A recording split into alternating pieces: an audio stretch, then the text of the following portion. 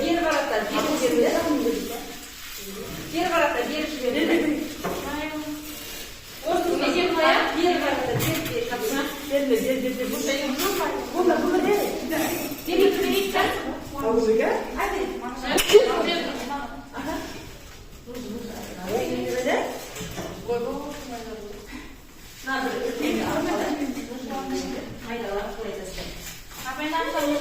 Kelesi bizning treningimiz bu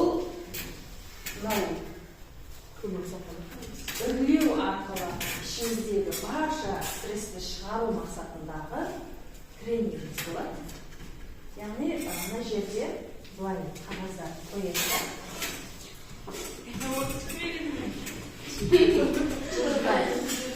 Mana